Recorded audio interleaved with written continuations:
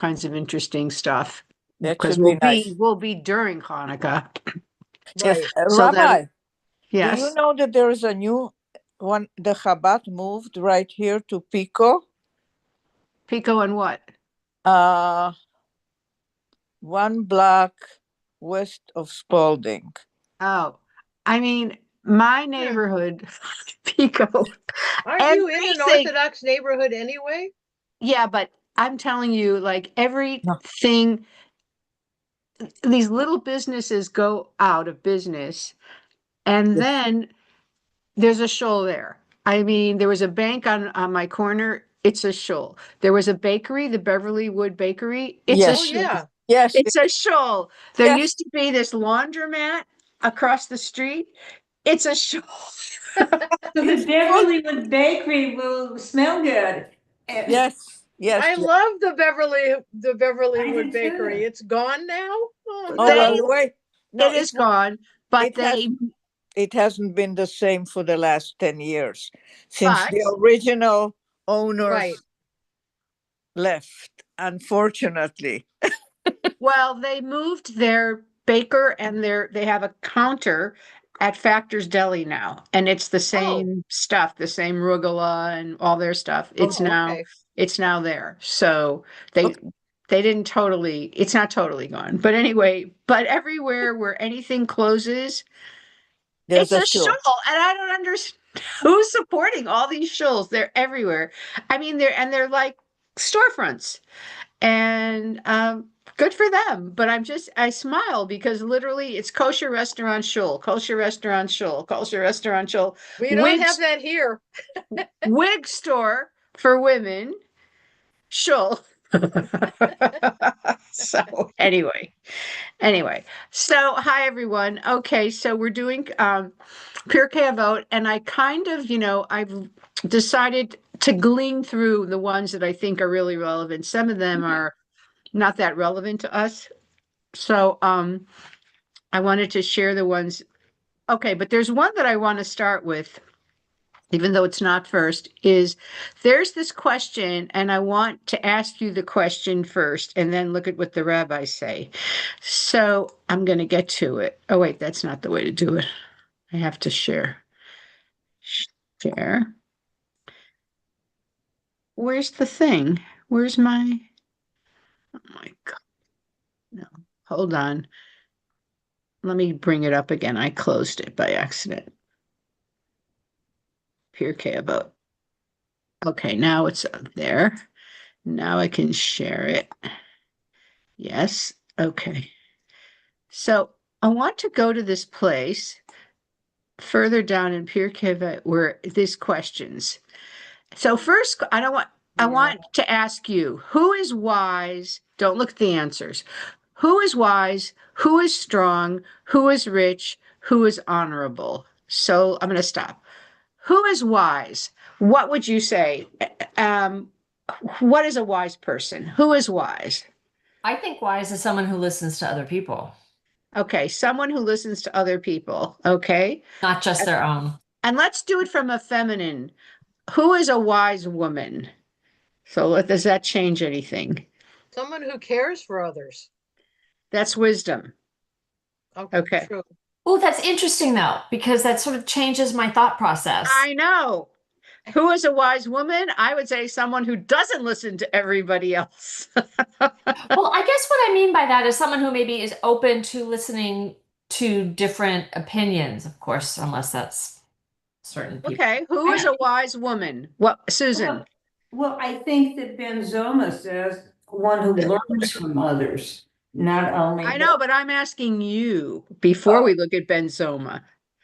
Well, I have to think about that. You're wise. No.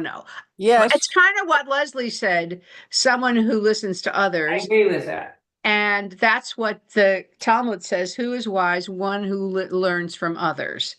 Okay, let's look at that one again. Who is one who learns from every man or every person? So that's really interesting. It's who learns. So how could you learn from every person? You actually can if you think about it, but how can you? Helen. It's someone who listens and then feels strong enough in themselves to realize what they should keep and what they should discard. Yes, I agree with you. You can sometimes learn what not to do, but Exactly. from people. Exactly. Right. That is a Mhm. mistake. So it's who is wise. What an amazing thing for rabbis to say. One who can learn something from every person. So if you actually unbelievable, what is it, yesterday or 2 days ago? I can't even keep track anymore. I'm in the Galot Mart parking lot. That's the kosher supermarket parking lot in my neighborhood. And two women, and they were Persian, but they started screaming at each other. And one of them, I don't know, said to the other, I had just heard that and said, "You tell me to go back to my country? I was born here. Where are you from? You go back to your country. You think you're so entitled. You think you're so," I mean, they were screaming at each other. So then I went up to them and said, "No, no, let's not fight. We're all Jews. We're all Jews. We shouldn't fight. We shouldn't fight." And they completely ignored me. Right. And just kept saying, I'm going to key your car. I'm going to call the police. I mean, it went to this level. Oh, And then this But is so, that was just slinging shots. They weren't saying anything. no, They they were weren't just saying so anything. You mad. did this or I did this. It was just, It's like, what were they so mad about that I kept thinking, wow, what's the basis of all this anger? It's obviously not this event. Then this sort of around that parking lot, there are sometimes these Jews who beg for money, and they're always going like, give me money or tzedakah or something. And sometimes I give, and sometimes I think they're there every day. Come on. But this one of them was trying to break it up, like, no, no, don't fight, don't fight. And then the guard thought this is so interesting, thought he was the problem. So oh, he says to the man, "Move away, move away." And he says, "No, they're fine." He says, "Move away." And then he's standing there. And then the women go at each other in front of the guard, start screaming. And he suddenly realizes, oh my God. So it was a lot about judgment, about anger. And also, I had this ideal. Oh, if I'll say we're all Jews, they're yeah. going to calm down. It didn't make a drop of difference. They didn't even want to hear about it from me. So that was kind of illuminating to me that I have this ideal that we're all Jews and we should not attack each other. We should treat each other a little better, because everybody else is attacking us. Right. but I Human don't nature. think there's a lot of cohesiveness necessarily amongst even the Jews. Well, I know it was right? my ideal. It was my ideal. You know what I mean? My fantasy. But it was very interesting that they just were screaming at each other. And I thought, wow, you can there's a lot of Pirkei Avot that we're going to read about this idea of not treating each other with respect or whatever. Okay, the next one is who is strong? Before you get to Yeah. that too, sometimes the two fighters will pick on you or the guard there, because they're interrupted with this confrontation. You're right. They That's could have it. yelled at And I've me. seen that happen. Yeah, you're I'm right. They glad could you have didn't turned to tell me. him you're a rabbi. I couldn't, and they would say, "Mind your own business, lady." Oh, yeah. Exactly. Exactly. Then I They would weren't even fighting in front of you anyway about what was the problem. That's what's Yes, It exactly. was You just don't know what it just was. one I'm head. pissed at the world and Exactly. It was like, you tell me to go to back to my own country. I guess because I don't know I don't know what that started from. Rudeness. Somebody was rude, and then whoa. But obviously they hold a lot of anger that they're just waiting to unleash. It's not about that, because if you're a normal person, you could be annoyed if something happened, but anyway. All right, who is strong? Who is a strong woman?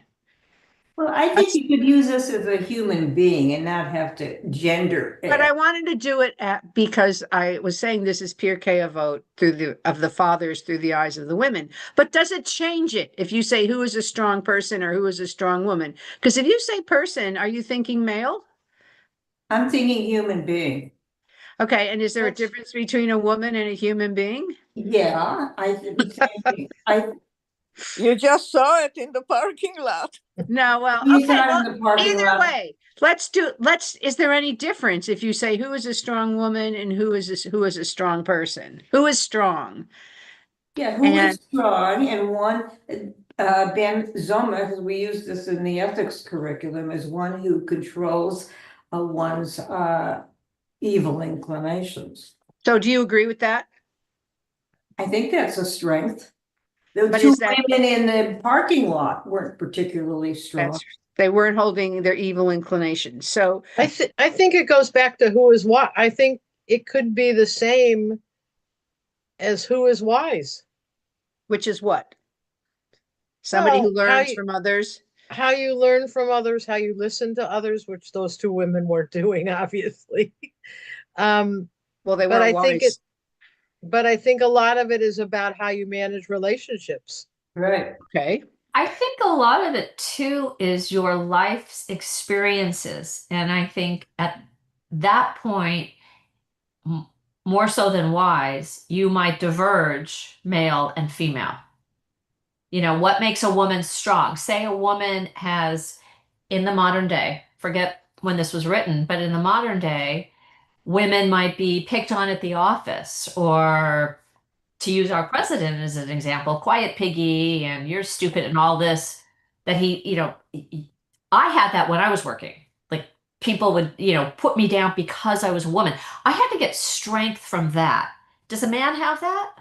Maybe, but it's life experiences which might be different for a man and a woman, or an American versus a Sudanese person who they just have to get some food that day for their child. That But might bring them strength. they're treated like so badly, like in other. Horribly, horribly, horribly, horribly, which is something I don't have here sitting in Santa Monica, right? Right. It's interesting because what the rabbis say is one who overcomes their evil inclinations, that you're strong if you can overcome your bad impulses, your desire to do bad or whatever. Well, how about if you expand that to overcome obstacles? Well, they could be Over internal obstacles too, overcome. internal. Right, your bad habits, alcoholism, smoking, pornography, or whatever it is. So I think because the evil inclination is not only evil, it's could be harmful. And it's also If it's in Hebrew, it's your yetzer hara, which is your tendency to do the wrong thing, or yes. But But is that evil? I think evil is a really strong word. yeah, it's not, do the wrong. it's a bad That's maybe what I'm translation. reacting to. It's a bad translation. It's your dark side or your desire to indulge or do whatever you want, whether it's to do wrong. You have an impulse to do wrong and you overcome it. That's what this rabbi's saying. Whatever that is, doesn't have to be evil. Yeah. They call it. But I think about Rabbi Fox used to sign things like this that I copied from her. When people are facing an ordeal like an illness or a death or something, traumatic, she used to write this, and I now write this, and I write, sending you love and strength. Yeah. And that's a different kind of strength. It's to endure, to get through, to not fall apart, it's not just overcoming your, negative traits. It's also being able to forge ahead in times of real obstacles, as you said, Leslie. Yeah, I need to Emotional. get out of bed every day. What about you? You're amazingly strong. But I don't feel like I am. I know, but I fall apart all the time, but yet I come to this and I participate in things and I do my daily whatever. you fall apart and then you pick then I yourself fall up and you keep going though. You fall apart, you get up, you keep going. So that's an amazing kind of strength. So that's a different kind of strength than just overcoming it's, believing, it's in a way, it's having hope in a dark time. Or, even committing to the idea that there's hope, even if you don't have hope, saying, I hope there's hope. And that'll be enough for today. I hope that I will feel better. I hope that I can live through today. So I think I also feel these rabbis sometimes lived in a rarefied world, and they lived in their Hebrew academy. They did live in, they were in Jerusalem or Babylonia. They did live under Roman rule or Babylonian rule. They weren't self-ruling, but some of their vision was within their own community. And now, like 2,000 years later, after everything we've been through, sometimes we can expand on what they had to say. So But I want to expand on that. go There's ahead. rabbis, because I said we use this in the ethics curriculum. The Yetzer Hara is generally interpreted as ego, selfish or drives or whatever. But they also said without the Yetzer Hara or ambition, people wouldn't build houses, they wouldn't have families, they wouldn't establish businesses and the like. So it was also that's another definition that rabbis have come up with the Yetzer Hara. I don't understand it. I know that. I don't know what they're saying really. I know they say that. Well, if we took away the what? The life force? I don't know why that's called. How is that Yetzer Hara? The Yetzer Hara literally means the bad inclination or your inclination to do the wrong thing. I don't get that. I know Well, they if you say translate it as ego satisfaction, then that's how they do it. That's how they get so. that. They say it's ego. Yeah, over it's good to have. Why did God create the Yetzer Hara? So they have to deal with that conundrum. Yeah, but they say sex is also a Yetzer Hara. That's right, and that's one of those drives. Human. But I don't know why that. Okay, so it's ego. It's It's a like well, it's a drive, a I don't know. passion, a drive. So some of the things, good old Maimonides, Rambam would say, one needs a balance. Society needs a balance. I also think those rabbis. This is way 1,000 years before Maimonides, when they said this in the Talmud, were thinking anything beyond Torah study, anything beyond devoting yourself to the mitzvahs and the Torah study, but even some of the mitzvahs, pru or vu, go forth and multiply. I don't get what they mean when they say those things are Yetzer Hara. I never understood it. It's confusing to me. Can you So define more Yetzer Hara for those of us? Yetzer, okay, so it's like the good angel on your shoulder and the devil on your shoulder. There's the one who tells you to do the right thing, and there's the one who says, "Oh, it won't matter. No one's going to notice if you cheat a little bit, or if your wife doesn't find out, or no one will notice if you put your finger on the scale when you're weighing out measurements and selling something." I mean, it's your inclination, and that is kind of ego. I get that, but I don't know how building a house. I never understood it. I'm Susan. I just never, I mean, I read it and I went, I don't get it. You don't get Sometimes it. I don't get it. How building a house or having a family is Yetzer Hara, unless you are one of these pure people who think if you're not studying Torah all day long, anything is Yetzer I Hara. don't think that was that in the definitions that I read. I also didn't get it. But if they don't look at it as hurrah that strongly, they talk to it, they consider it like an egotistical. But why is building a house egotistical? Well, We need to be housed. Yeah, you need a house. I mean, maybe if you build a mansion, I was going to say it's the kind of house that maybe. the If kind you're of doing house maybe. Boy, is that going to be a fuzzy line then, I mean, right? I think Yetzer Hara or ego, let's say ego, can manifest in these daily things, but don't have to. Like if you build a house, it's fine. If you build a mansion and I was just reading that, for example, Prince, what's his name? The heir to the throne. William. Prince William and his wife, they moved to a house, in Sandringham or one place, but they created gates or this and that, and now the whole town has to like go way out of their way to get to some other place. Like they created this very inconvenient detour for their own personal needs. That's like building a house for Yetzer Hara, I guess, where you're not considering anyone else, or you build an enormous house just for ego and everybody should know how great you are. Or if you married somebody just to have a trophy wife, even though you didn't love her, but she looks beautiful on your arm and it makes you feel, important. So I think there is Yetzer Hara. Sorry.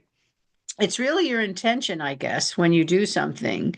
What's your intention and the result that you're looking for that could define it as an egotistical, self-aggrandizing thing or a humble necessity of life? Okay, so then is it only good to be super humble and live in a one-room Oh. home? Like, right? But you see where I'm going with this? I mean, there's a big range between even someone who has a mansion. Let's just say they have a 25,000 square foot house. They didn't necessarily build it to show off, look at what I have, but maybe they like all the rooms. Oh, Diane Mandela is waiting to get in. But you see what I'm saying? I like Yeah. what's the intention there? Well, yeah, but on the other side, and Susan, you'll might know this story. Hi, Diane, nice to have you. Um, there's this Go to the story, meeting and we'll keep all the women. A Hasidic story where a rich man goes to the Baal Shem Tov and he says, "Oh, I'm so religious. I only eat once a day. I, only bathe once a week.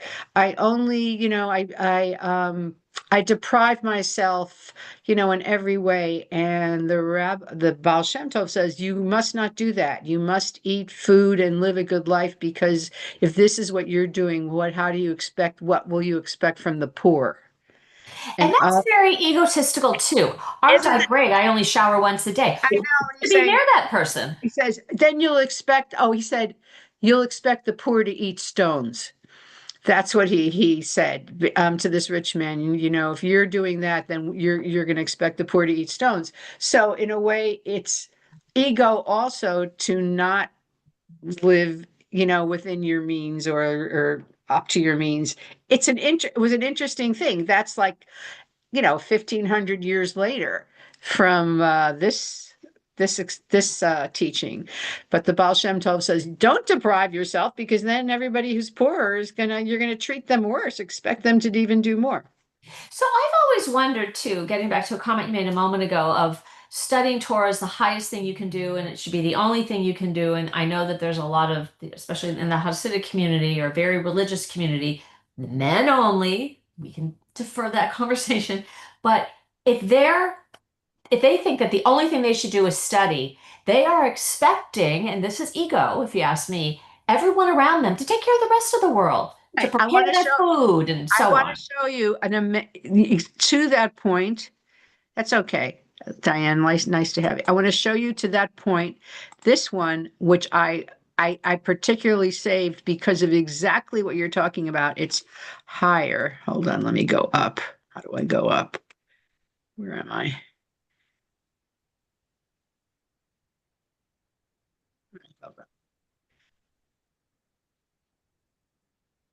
Wait, hold on. This one. Okay, hold on. The one that I thought.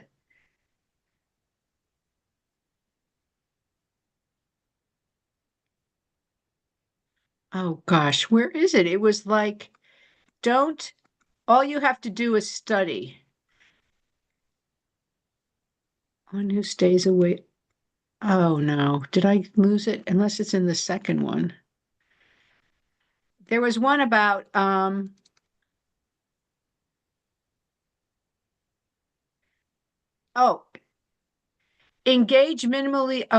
minimally in business and occupy yourself with Torah. That was one, but there was another one. It basically said, you don't have to be in the world of, you don't have to be in the world. All you have to do is study Torah and the world will take care of you. Exactly. Oh, here it is. Let's see. This is it. One who accepts upon himself the yoke of Torah is exempted from the yoke of government duties and the yoke of worldly cares. But one who casts off the yoke of Torah is saddled with the yoke of government duties and the yoke of worldly cares. And I wondered if this is how the Hasidim and the ultra-Orthodox justify not going into the army, because this is what, based on this, we're exempt from the yoke of obligations and worldly cares because we study Torah. So, But I that, want to add something to that. yeah, There are legions of observant Jews, they're like called observant rather than Orthodox, who have units themselves in the army. I'm They're not, talking about them. I'm talking about Sorry. the Haredim who yeah, will not, they Well, won't go. And even though they I changed hear the you, law, but you said Orthodox, so I I'm think. sorry, I meant the Haredim. So I want to go back, we'll come back to these, but I wanted to come back to this one. Who is rich? I love this one. One who is happy with his lot. In other words, if you're happy with what you have, you're rich. And who is honorable? One who honors his fellows, one who gives honor to others. Though later, another of them says honor is a downfall. So that's really interesting. But um, wait, what? Who's talking? Helen.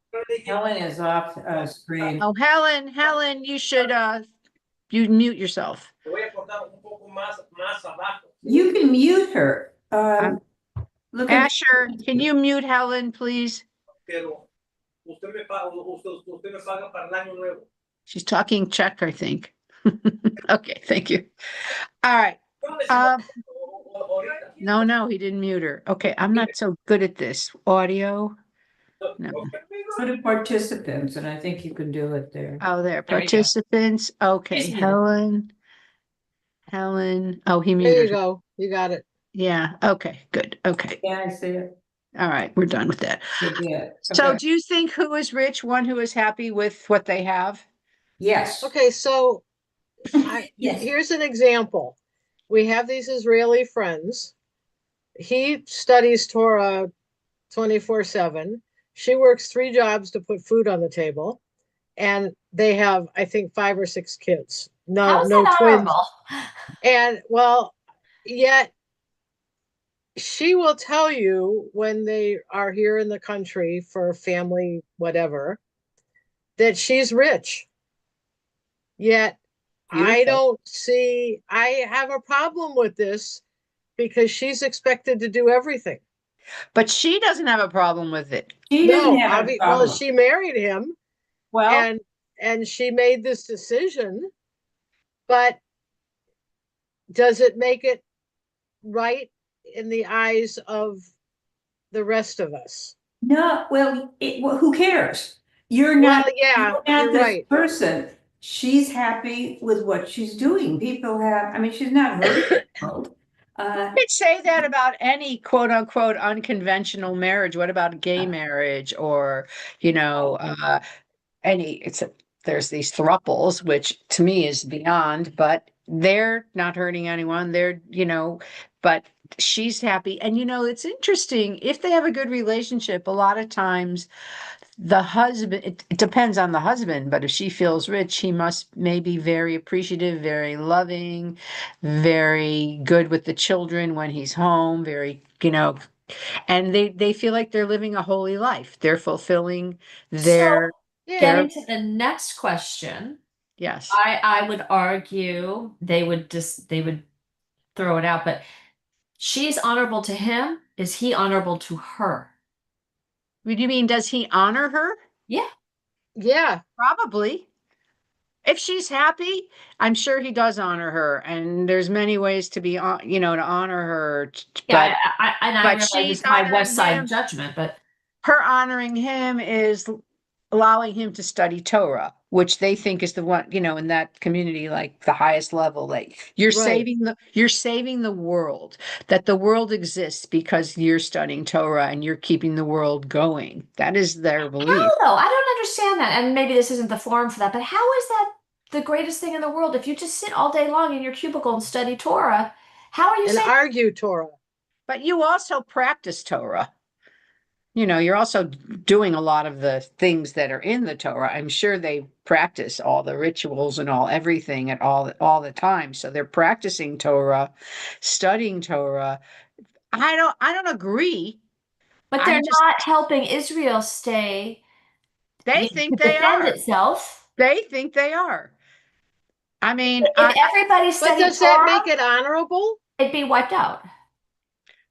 I don't know that the word I don't know that it's a dishonor to, I mean, a lot of secular Jews would say absolutely. But from their point of view, they think that they're contributing to the existence of Israel, except for the ultra, ultra, ultra Haredi who don't even think Israel should exist until the Messiah comes. Then, okay, but they're like, whatever. But there's a lot of other ones, students and whatever, who believe, by studying, they're making a difference. Now, we don't agree, and Israelis don't agree, but within their mindset, they don't think they're shirking, they're not scoffing, they're contributing from where they think is important. And it was interesting, like, I know one of these, I know some of them because when I was a kid, I went to an Orthodox Jewish elementary school. And like my sister still knows some of these people. And one of them, out of the blue, she was in Israel. A lot of them moved to Israel. She heard, I don't know, somebody was sick in my family. It was so long ago, but she said, we're all saying Psalms for you. We're saying Psalms for you. Like we mobilized my community and we're saying Psalms. And they feel that there's power in saying the Psalms, reading the Psalms and all. They go to the hospital and they read Psalms and they live up from a place through God. And really, I think there are probably very, very conservative Christian communities that also live a very biblical life that we would find really difficult. And, and that prayer and Jesus and there's a lot of submission in some of these sects where the husband is the master. He is the decider. I don't see that even in the Hasidic. I don't see that in the Hasidic view. I think, the women have a lot of power in their domain and the men are happy to let them have it. You know what I mean? And stuff like that. So anyway, it's interesting to see how Judaism why do you think there's Reform Judaism? Yeah. Because people said, no, that's not my Judaism. I don't want to live that way. And that's to our credit that we actually can look at all the different sects and say we're all Jews, but we reformed it to be in a form that we could that speaks to us. So, okay. So that's pretty interesting. So we were looking at that first one. Let me do the share because I thought that was so interesting. Then So there's another, before yeah. you get to that, one who is happy with one's lot, this applies to Merle's friends. And who are you to, as I said, they're not hurting anyone. They're happy. They're not Yeah. complaining. The woman might like her jobs and she must love having children. So, Well, that's kind of like whatever God decides I'm having, so oh, God that's, decided having children. I mean, in other words, how many God gives you is how many you're going to have. Yeah, but if you want children and like them and But do you want like 12 like some of them well, have? maybe you Some do. do, some do. Yeah, I know. My sister's observant, and she wanted these children. And it's wonderful. Her children are having children too. She has a big family, and Yeah, she's not lonely. Uh, exactly, exactly. so I think applying some 20th, 21st century standards to other communities, they're not hurting anybody, for goodness sakes, and they're happy with that. I have friends who aren't happy with what they have. It's always something else. They have money, they have friends, but they don't have this and they don't have that. And I was saying to them, concentrate on what you do have, Exactly. Exactly. Right. Okay, Yeah, let's and, move and on. I don't mean to say that what they're doing is wrong. Okay, it's not right for me, and I'm not, and so I didn't mean to imply that.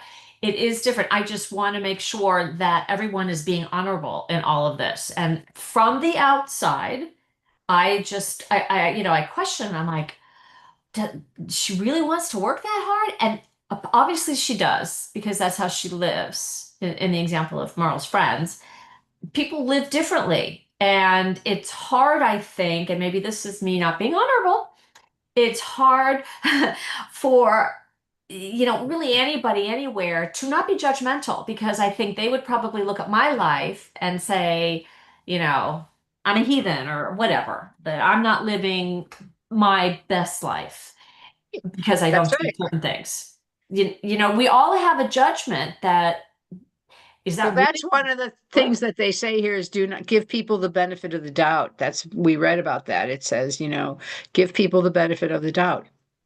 Okay, I want to look at this one because I think it's real the very first one up here, Rabbi Hanina, deputy to the Kohanim. So first of all, that's interesting that it says it because the Kohanim were the priests who used to run the temple, but now they have a very high level of authority sometimes in the community. And he says, pray for the integrity of the government. For if it were not for the fear of authority, a man would swallow his neighbor alive. Yeah, that's very Hobbes. It's very Lord of the Flies. Well, Hobbes, the British philosopher before that, life is short, brutal, and people would kill each other if it Well, I weren't. think that it also brings up, even if it's not so much even killing, but would you do the right thing if nobody was looking? Right. Exactly. Whatever that is. Right. I mean, the big word here is integrity. It is integrity. Pray for the integrity of the government. Okay, so there you go. If you don't have a government with integrity, then that keeps the peace, keeps the laws, is just, has justice. A man would swallow his neighbor alive. And we're kind of in an in-between place where a lot of people are feeling that they can do whatever they want. They can be hateful in a way that, when I was growing up, it was just not proper. No one would think of being, I mean, even if you were the biggest racist or had hateful, you didn't act on it. You didn't speak of it. You didn't whatever. So now there seems to be this permission and the integrity of the government. I mean, half of our country questions it. The other half questioned the last one with Biden, and when you don't trust your government, people go do whatever they want, and that's when people start to swallow their neighbor alive. What's interesting is this was written 2,000 years ago, so nothing new, folks, nothing new, and he was living under Roman law at this time. So they probably didn't have many governments because the Caesar the Caesars were capricious. Some were good, some were terrible. You had no idea, depending on who it was. um Okay, I want to go down to some other ones because let's see. Oh, I think this is interesting. Okay, Leslie, why don't you read this? Rabbi Chanina, the son of Hanina. Hanina, Yeah. the son of Dosa, would say, one whose fear of sin takes precedence to his wisdom endures. But one whose wisdom takes precedence for his fear of sin, his wisdom does not endure. So what does that mean? Anybody? Huh. You can be really, well, it's interesting. I've seen movies like this or whatever where or there are geniuses and then they use it to be a mastermind criminal, or they need it to do cheating, or they're cheating, or they're figuring out how to rob a bank, or they're figuring this or that, but they have wisdom, they have a lot of knowledge, but they use it. If you're going to disappear, and whatever you are using your brain for is going to evaporate. But if you have respect for what's right and wrong, and you impart wisdom, people will hear you, listen to you, and it will endure. So I think that's what they're saying. I mean, some people use their wisdom for nefarious reasons. They're Right. into, and oh my God, all these people who are trying to scam us, especially if you're older, on the internet and the computer and whatever, and they have Oh, to be computer geniuses to figure out how to like infiltrate you and this and this and that. Instead of doing it for good, they're doing it for sin, really, to con you out of money, to get your information or whatever. So here they have the wisdom. They could use it for who knows what, and they're going to disappear. I mean, they are it, meaningless people, as opposed to someone who builds a website to help people. You know what I mean? There are some amazing websites and support sites and things for people who are ill, for health, for strength, for grief, for connection. I mean, I'm just staying in the computer world and how that will endure long after they're even gone if it continues. So that's sort of what that one is. Any comments about it or thoughts? oh, I agree, but that could also dovetail with Rabbi Ben Zoma, he wasn't a rabbi. Right. With who is wise, who controls evil inclinations, from what you said. That Yes. And then the next one is, I have to be careful because otherwise I have to do it like this. He would also say, one whose deeds exceed his wisdom endures. But in one whose wisdom exceeds his deeds, his wisdom does not endure. That is so interesting because that is so Jewish that beyond wisdom, beyond knowledge is how you behave. It's your good deeds. If your deeds exceed your wisdom, if you use your wisdom to do the deeds, that's going to last. And then this one who is pleasing to his fellow men is pleasing to God, but one who is not pleasing to his fellow men is not pleasing to God. What do you think they mean by pleasing? What's pleasing? well, I How would do say you it's treat not that people? he looks so good and he's so handsome, but No. that he does good deeds. You were just talking about that, which would be pleasing to other people. He's well liked, he's respected, Mhm. he's not feared. I think, yeah, when you said you're not feared, I think there are people, I think it's also about like in your relations to people, you are kind, you're, as you said, respectful, that you can talk to them as opposed to even a genius who's grouchy, who's short. There are people, bosses, this and that, they're very dismissive. I was just reading about Prince Andrew, former Prince Andrew, that he was really always very rude to the people who worked for him, his security people, and all the people that worked for him, though he never presents that, but he would yell at them or dismiss them. And nobody liked him. There was very little sympathy for him among, the palace people at all because He's he was creating an ego problem. a big ego problem. Yeah. But Charles, who is was always the heir, the Prince of Wales, was very polite and very Yeah. respectful, apparently, to people and spoke nicely and kindly and did not have that arrogance. So, and he had more entitlement. And I'm not sure about his son, though, William. Well, Meghan Markle was apparently very rude to people Right. as, Yeah. as well. But she didn't want to be she only wanted the glory anyway. She didn't want Sure if that's true. I think they made that up. I don't believe that because I don't know. that she was I bad. don't think she was rude. I don't think she was. I think they said that. That's my Oh, opinion. her reputation though, like when she was working as an actress, she was a pretty rude person. Yes, that's right. Thank Huh? you, Kathleen. And so Okay. That's disappointing for sure. Okay, let's go on. All right, share. Let's share. Okay. All right. Let's see. I have to do it. Oh, this one. This is like I love it because it was written so long ago, and then it's like, all right, Susan, why don't you read this? Rabbi Dosa? Yeah. Okay, Rabbi Dosa, the son of Hyrcanus, would say, morning sleep, noontime wine, children's talk, sitting at the meeting places of the ignoramus, drive a person from the world. So, I mean, how many people are like that today? They sleep late, they go out for lunch or they drink, then they talk nonsense and hang out with, Dummies. idiots. And then it's like you're like you're not don't even exist. It drives a person, it'll make you crazy, but it'll also probably destroy you in a way, this kind of life. But that's 2,000 years ago, people were doing this. I love the noontime wine, morning sleep, noontime wine. That like 2,000 years ago, there were Jews, they're talking about Jews, you know, sitting at the meeting places of the ignoramus, which would probably be the town square. Years ago, I went to Greece.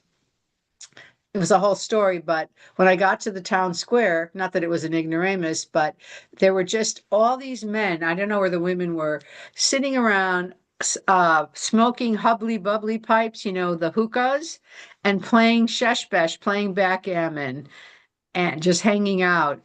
So that's the sitting at the meeting places, playing games, doing nothing is not useful for this. That's not our purpose. Not our purpose. But it says it drives a person from the world. I would argue that that is their community, especially say people who are older and retired, let's call them, and they're sitting around playing games. They're connecting. They still have something going. Right. I mean, we saw the same thing in China. Again, intent, exactly, for sure. All the men Intent. playing mahjong, and we'd see that same group of men every day in the hotel we stayed at. What does Rabbi Dosa want you to be doing? Studying Torah? Studying Exactly. Torah, I guess. Exactly. You should be studying Torah. But again, is this applying only to men? What about the women? Oh, the women, they're working all day long. We know that. That's right. The women are taking care of their children. And they're making the food. I mean, Food. when you Right. think of the ancient world, I mean, I guess if you had servants, but you had to make the clothes.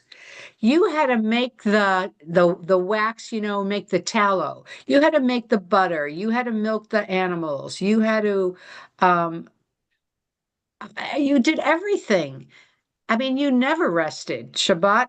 I don't even know if you rested on Shabbat because who prepared the food? How could you rest on Shabbat? I've always wanted to know about that. Somebody has to still get your food going, and if something happens, if Well, the that's cholent. beam falls in on the house, I mean, someone's got to fix No, it. then the men would do it. But cholent, do we know what cholent is? Yes, it's the stew that you cook the It's a day stew. before and keep it on low, and you could eat it all day. But you cook it, you put it in before Shabbat.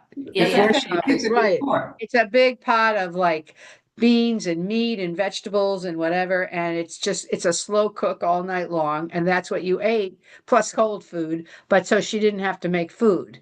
You know what I mean? And then my neighbors who are religious or Orthodox across the street, or I've seen this, my niece even, what am I talking about? They have like a big hot water urn that if it's plugged in before, you just can't change things. You can't turn on, you can't turn off. They have the urn on, and so you can get hot water for the whole Shabbat, just open it for tea. And some people even have like a hot plate or one burner on low with something on top of it so that you could actually warm things up. But as long as you don't change the state of something from on to off or lit to unlit, you can do it on Shabbat. So that's how I guess women would. And honestly, I usually see many, not all, but many dads taking their kids to shul in my neighborhood, pushing strollers or taking them. And I always think, I really hope the mother is sleeping in this morning. I hope she's Yeah. still in bed, letting him giving her like, you just rest and I'll go, because that would be her only day probably, to do that. But I do see a lot of fathers with their children on Shabbat morning, not later, but Shabbat morning. And I always imagine that she's home sleeping. Is it an A roof where they can push the Yeah, stroller? big A roof. Do we all know what an A roof is, Leslie? Okay. So, um, according to the Talmud, you're not allowed to carry or transport anything in a public space, which means out of your There's house. so many rules. Right, because that's considered work. It's work if you're carrying something, if you're taking something, and so the I don't know when this started, but the Orthodox community has created this imaginary kind of barrier, and they define it often by power lines or telephone lines, that there's an enclosed space. It's called the Eruv, which is the border.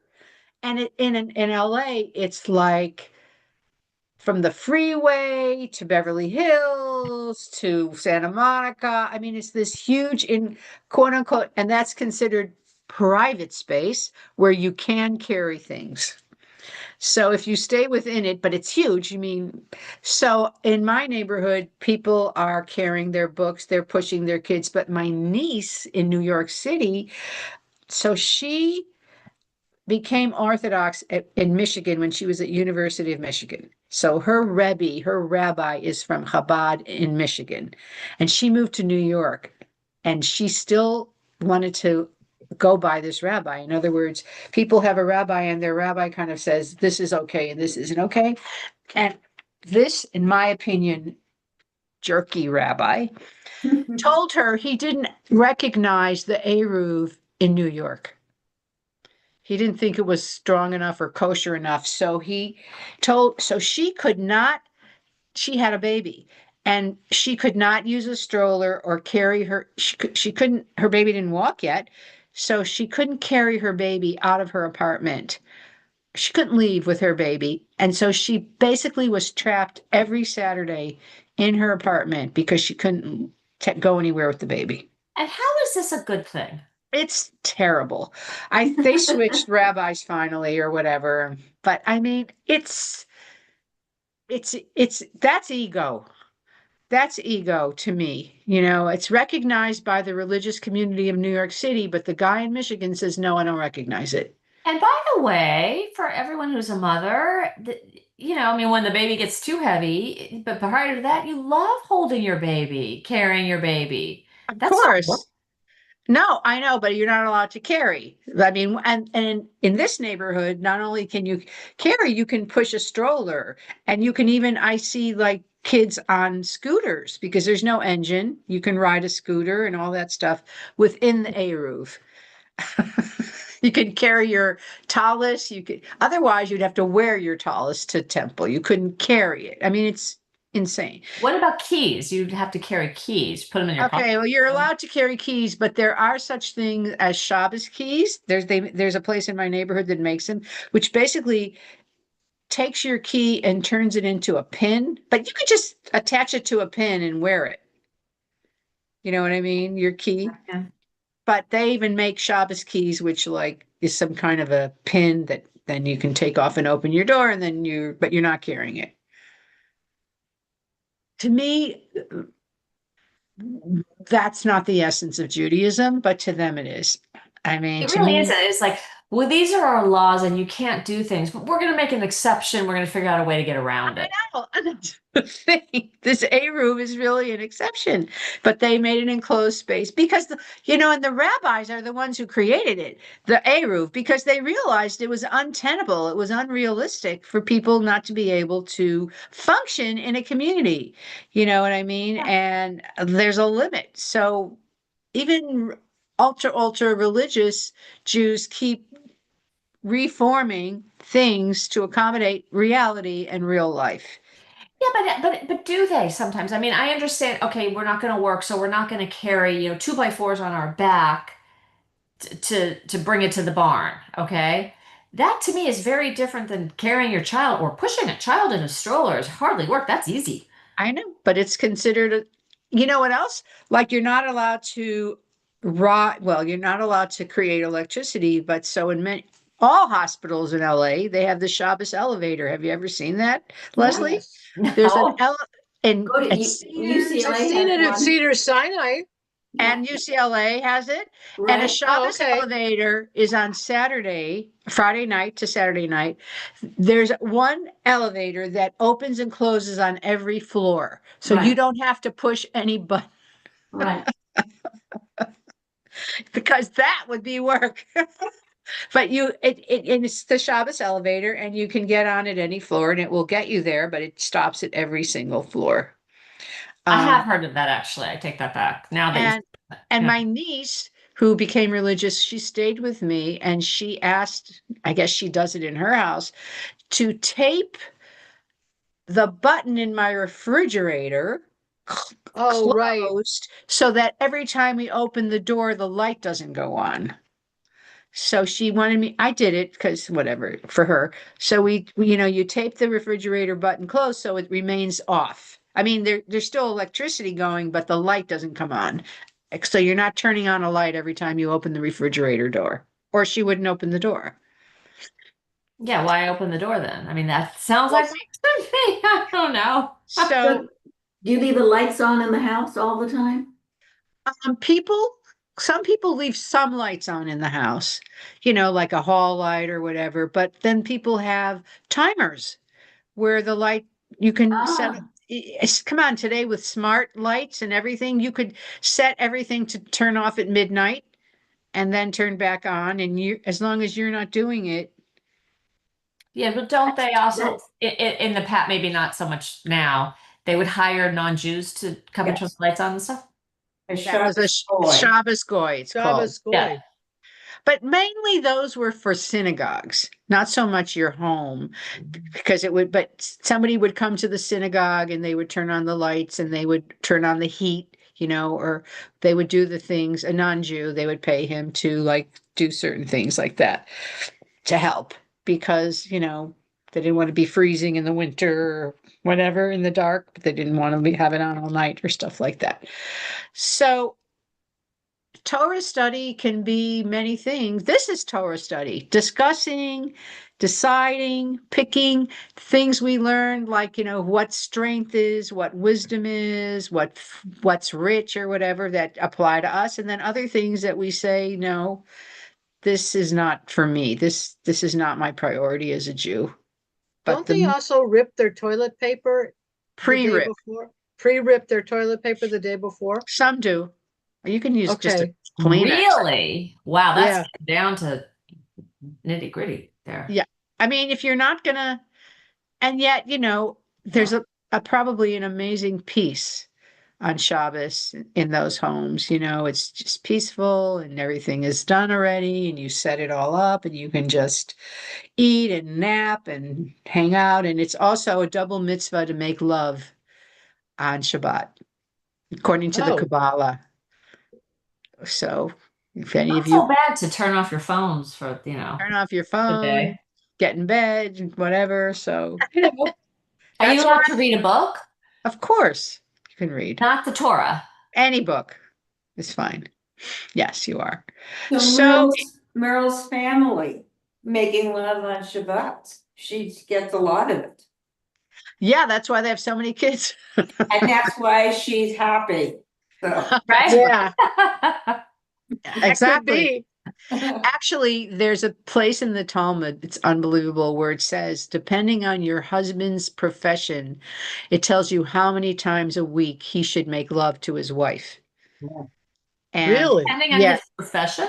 yeah, like if he's a Talmud scholar or a Torah scholar, it's like every day or several times a week he should be making love to his wife.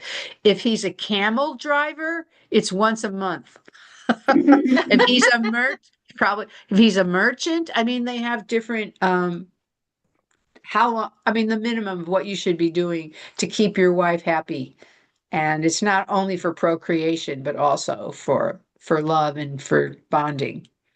To yeah, keep so that goes back to Merle's friend again. And you just Right. use the and Torah. my niece, she's very happy. Anyway, it was a very lovely discussion. It's 1:00, This was so great. Thank you. you're Thank welcome. you. And Thank you. I'll see you in 2 weeks, and happy